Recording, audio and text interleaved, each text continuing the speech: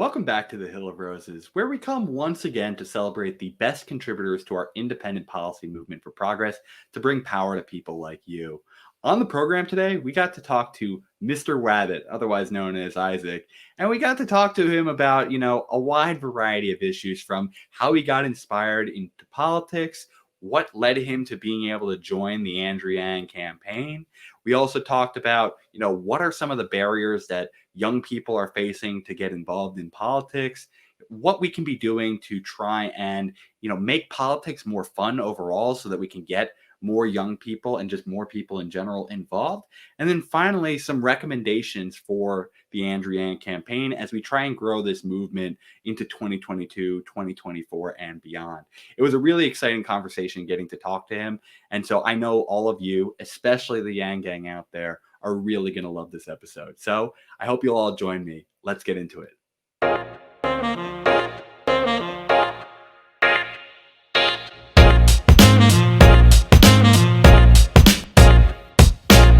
Okay, we are here with Mr. Wabbit, otherwise known as Isaac. Isaac, welcome to the program. Thank you for having me. Oh, you're quite welcome. So, Isaac, the first thing I wanted to talk about with you is I think we are in a very different age of politics where more and more people are getting their information online. And, you've been getting yourself in some interesting, fun activities online with this whole idea of a mock presidency. I wanted to ask you, what was your inspiration for, joining Twitter and getting politically involved in general before we go into talking about what this mock election process is? So I originally joined Twitter so I can't remember exactly the year I joined. I think it was 2017.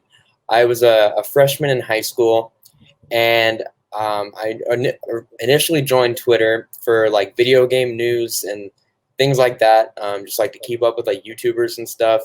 I never really used it too often. And then like it sort of started to become more of a regular thing, but then I just kind of dropped off in like 2018 and stopped using Twitter for a while. Mm-hmm. And then I was never really politically active up until this election cycle, because I was 14 at the time of the last election, so I'd never really paid attention much. Both of my parents, my mom did not vote in the last election, and I believe my dad voted third party. So I know that my parents didn't like either choice. And so, as a child, I just kind of went with their decisions, because I trust my parents. And, as I grown up, I realized, they're still right. Like, both sides of that election were sort of questionable in different ways. But, I never really understood why until about now. But actually, my current girlfriend, she was who got me politically active, because it was about, I think it was junior year of high school, or the very beginning of senior year. She asked me like, "Hey, do you have any like politicians you're interested in for this upcoming election?" And I told her, I was like, "No, I don't really care that much." And she was like, "Why? Why don't you care? Like this election could, define the future. Like this affects you more than you realize." And then I started doing more research. I was like, maybe she's right.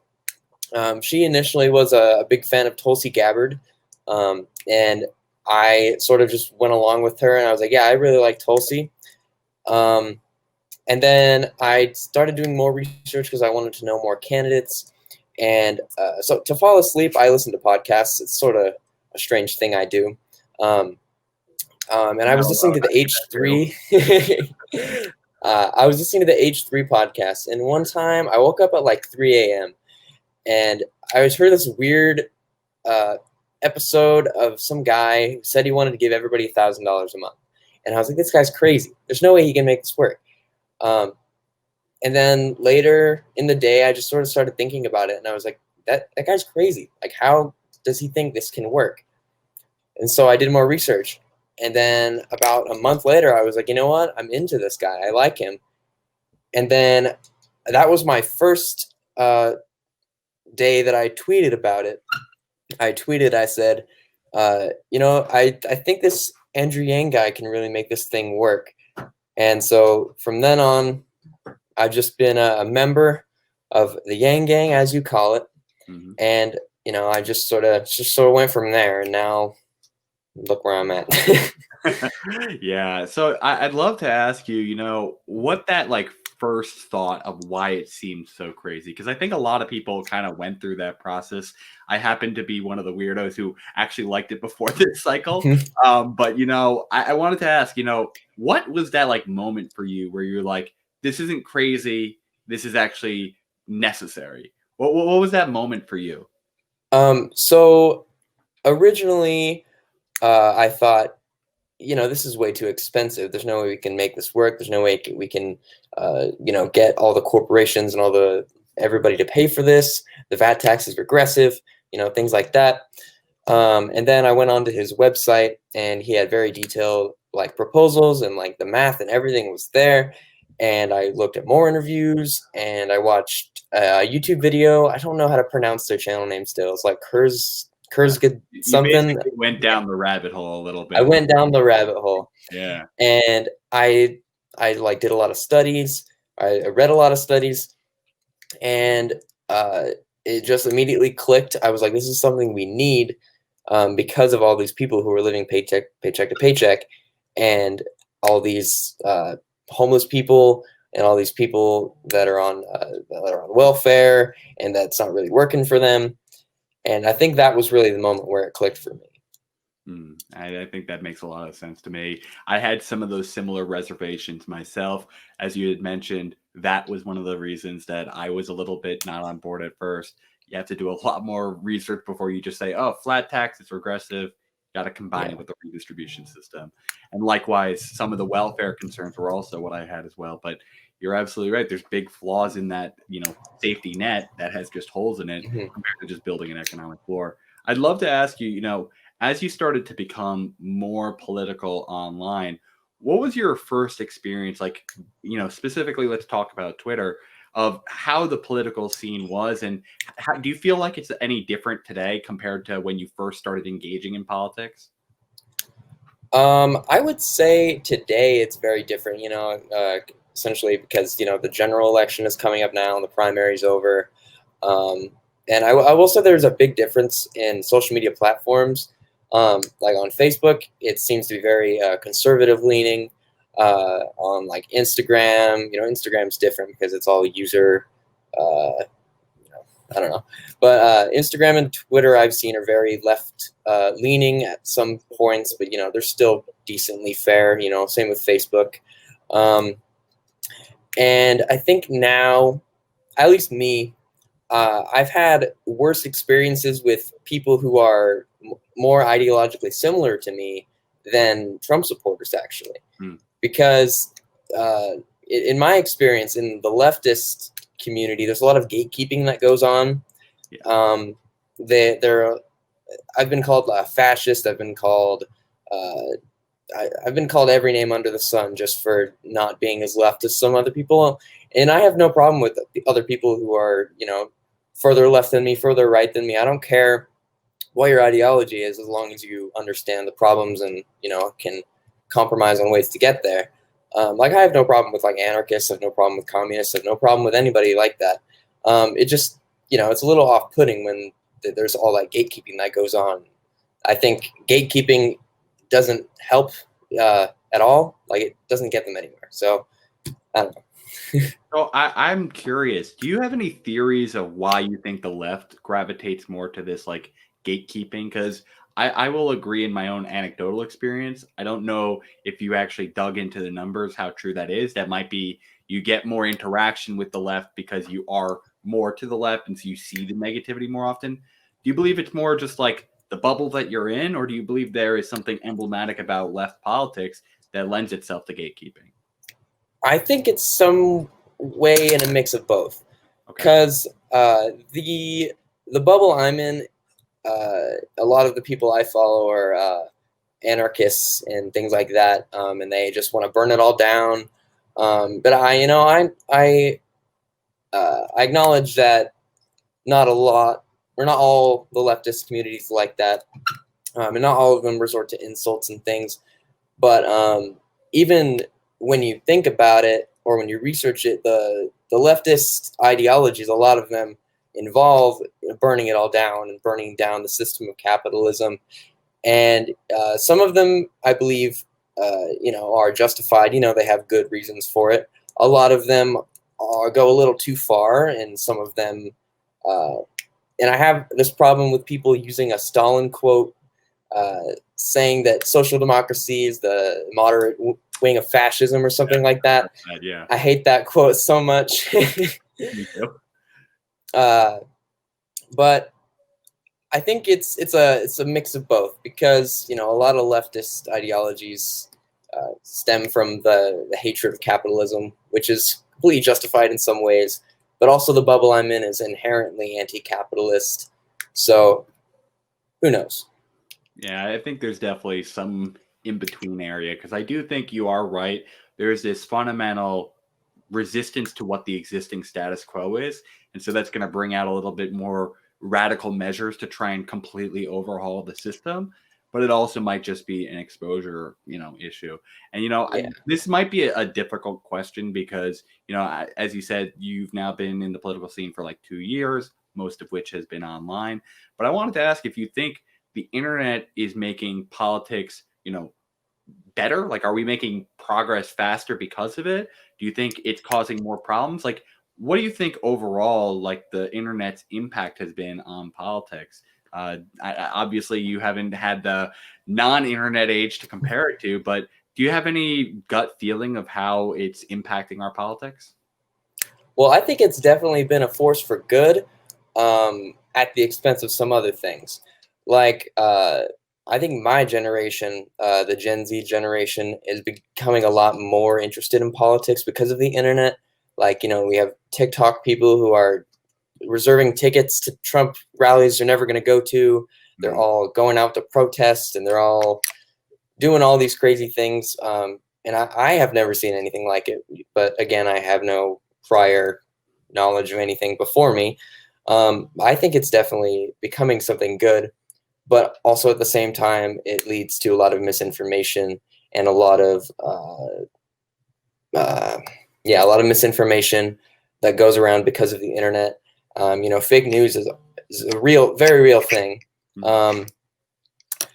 And I believe the internet is largely helpful to the political world, but also a detriment in some areas due to the fake news. Yeah, it's kind of a double-edged sword. I think, frankly, there is the good in that we have more information that's readily available to us. It's easier to find communities because, let's say, you are a more left-leaning individual in a very red area. Without the internet, it would have been very hard to find common allies. But now it's a lot easier to be able to go online. But at the same time, I do feel like it's creating a lot of silos. And frankly, the way information is shared, like from a news perspective, now when you see a post on social media, you're getting the headline. In the past, when you got a full newspaper, you're kind of like, sure, you see the headline, but the text is right there next to it. You can read the actual piece to it. And so I think that has had a lot of dynamics as people are like making these salacious headlines that clickbait. And then people, because often there are paywalls because of how the internet produces its media and sells it, you rely solely on the headline and you don't actually see the underlying meat to it. But with that being said, I think this is going to perfectly transition into the second part of our conversation that we'll get into, which is I want to figure out how do we actually utilize the internet to make politics more fun so that we can keep growing the younger generation's participation, as well as, be able to support the common candidates that we enjoy. We both are Andrew Yang supporters here. So we hope everyone will come back in our second part where we talk to Isaac about, the mock election process and how we make politics a little bit more fun. So see you all soon.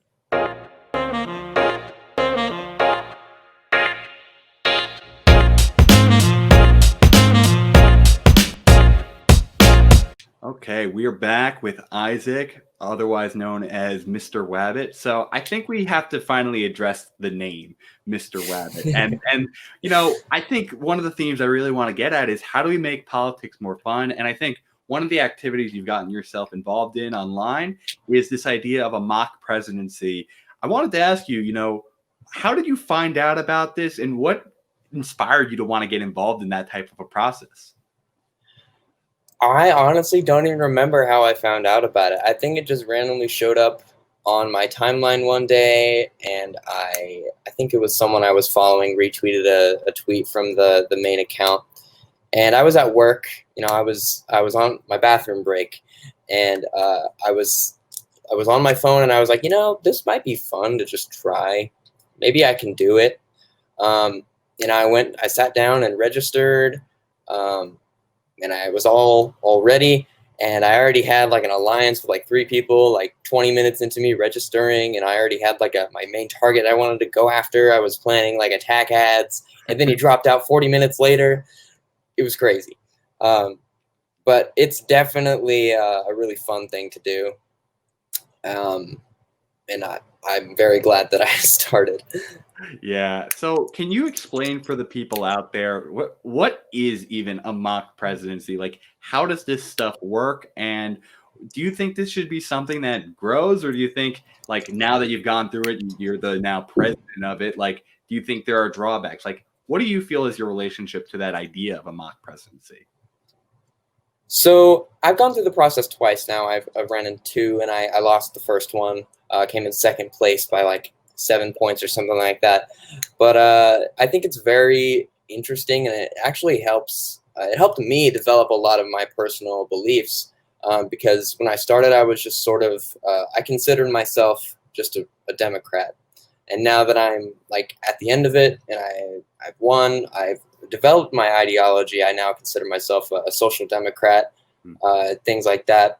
Um, and I think it's a very interesting model because in the specific one that I did, uh, you message the admin account and you're like, hey, this is the name I want to go by. This is the party I want to go in. And they're like, all right, cool. They put you in a list. And then over the next 2 to 3 weeks, you were campaigning. I made a campaign website. I made campaign ads. Wow. We did debates. It was really fun. And at one point, I had like beef with the incumbent vice president of the past presidency. And they made attack ads against me. I made some against them. It was all in good fun. But they had some good points. um, and I got to thinking about it recently that like it's not too dissimilar from what a lot of schools in like Iowa do for the primaries. They hold like these mock primaries where they give all the kids information about all the candidates, and all the kids vote on who they think is the best choice. And I think it could definitely be useful. I think it could be a fun club or a fun like nationwide event to do. And I also got thinking about the YouTube channel Kid President about that. And I think it would be very interesting to host something like that where kids across the nation could run for president and, could become a somewhat national figure for youth in politics. I think that could be a very interesting way to get the youth involved and to make sure they're aware of what's going on in the world. But, it's very complicated. Yeah. So I wanted to ask you, kind of going more into that aspect of making politics more fun and interesting for a younger generation. There's been this perpetual problem for decades now that the younger generations tend to not vote as much, and Mhm. younger generations tend to be a little bit more progressive in nature. Um, why do you think there is this disconnect currently where young people are not participating as much? Obviously, they're a little bit older than yourself at this point, but why do you think that disconnect has happened perpetually? And do you think it's something we can solve, or is it just a result of just simply not being as experienced? Well, I think it's a mixture of a lot of things. I think, as the time has gone on, cost of living has gone up. Minimum wage hasn't increased in a long time. And people my age have had to work a lot harder just to get anywhere. And uh, I think it also contributes to a lot of the candidates that they're giving us.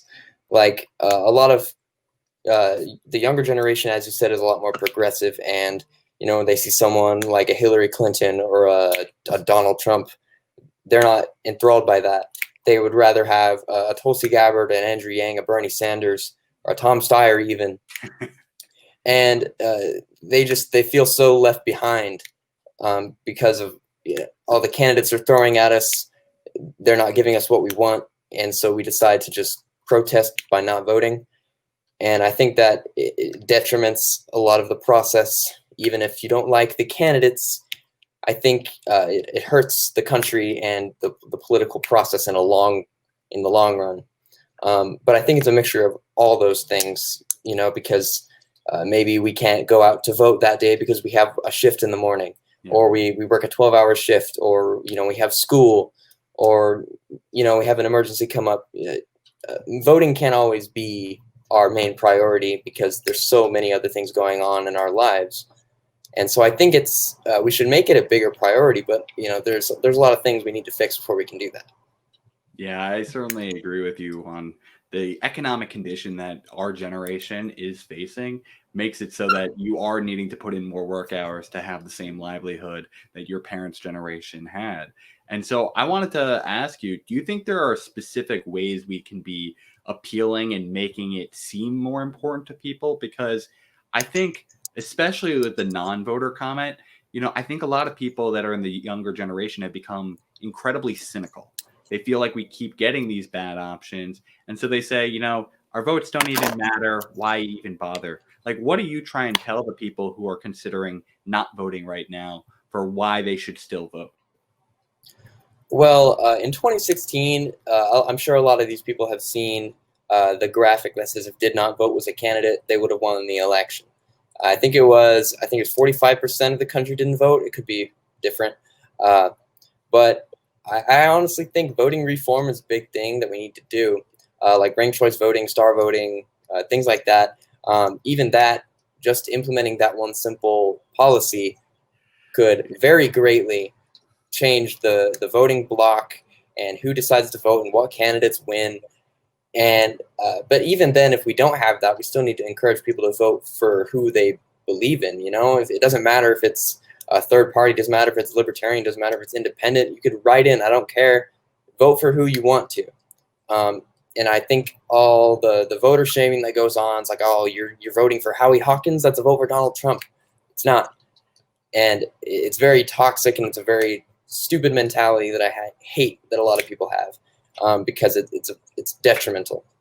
Yeah, no, I do agree. I think there is the argument to say that we are trying to have some people actively make it harder for Donald Trump to get elected. Mm-hmm. But I think it is a completely false point to say that you are basically voting for Donald Trump by voting third party. It's gross shaming, and tactically, it just doesn't work.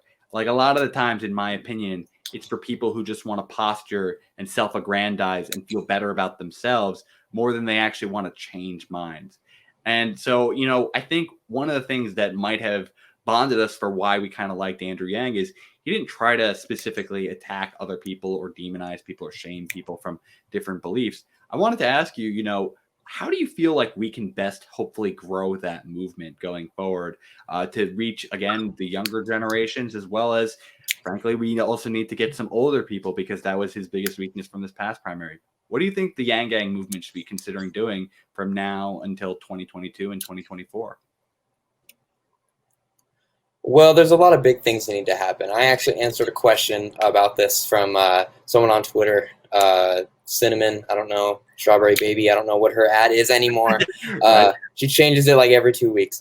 But I answered a question from her. Yeah. It was a question about how Andrew Yang can do better for 2024 to be in a better position. Yeah. And my answer was simply he needs to embrace a lot of the policies that made the younger generation like Bernie Sanders. And I'm a very big critic of a lot of Yang's policies. As much as I like him, I think he needs to do a lot better on a lot of things. Like foreign policy, he needs to 100% get better at if he's going to be ever considered. Yeah. And I think he needs to more clearly define his stance on healthcare, because a lot of people were very confused by his stance, and I feel like he backtracked a little bit and changed some wording on some things, and that sort of off-put a lot of people. Even though he's very clearly a leftist or a social democrat of some kind, because he believes in worker co-ops, he believes in Medicare for all, even though he's not very good at saying he does. Yeah. And that, I think, would go a long way. But also, we need to get like congressional candidates in office like Erica. We need to get, Jermaine Johnson. He's in there running right now. He needs to get in there if we're ever going to have a shot. David Kim. I love David Kim. Yeah, fans of David Kim here. And we need to get a lot of congressional candidates in so we can further push the fight for universal basic income, for ranked choice voting, things like that, if we're ever going to stand a chance in 2022 or 2024. And I think those two things would do the biggest amount of help to him for his next run, whenever that is. Yeah, I think there's a lot there that I can agree with. I first want to point that I 100% agree. It's really important that we focus on the down ballot. That's what we do here a lot at the Hill of Roses, because it's not only that we get the people who can be potentially our legislators. I think a couple aren't going to do that. But what it does is it sends that wake-up call of this is a legitimate thing. This isn't radical. This isn't unelectable. We've had people run on it and be able to win. And then it further allows us to have the legitimacy of speaking these thoughts in the halls of Congress. We're no longer on the outside. We have a foothold on the inside as well. And furthermore, I think the final thing for that is, once you have that power, you start getting all these more connections to your locality. Like, the establishment is going to resist you for as much as it can. But once you win and have the power, they're going to start coming to you and wanting to make those connections as well. So I think that's extra important. And to your points on policy, I 100% agree with you on healthcare for certain. I had to drag his ass to getting to better healthcare messaging. And it took him until our interview on this program for him to finally clarify, what does your insurance plan look like? Because he basically punted on the question during the campaign. And he acknowledged it during our interview because he said, I simply want something that I feel can pass. And so he basically threw away the whole transition plan. And I think sometimes, to his own fault, he tries to be too pragmatic. He doesn't focus on messaging and winning. He's like, oh, I'm the legislator. I have to present something that's passable. Like, I don't think that's as big of a deal as he puts it out there. And so I think if he simply tried to pave that middle road where he could have been like, yeah, everyone gets healthcare. Everyone gets it for free. But we're not going to ban private insurance. Basically, treat it like our public school system. Everyone can go to public school, but if you want to go to private school, that's fine. Go pay for it. And I think exactly that's a great way for him to do his messaging going forward. And to your point on foreign policy, yeah, I think it's just clear that he just doesn't have as much experience there.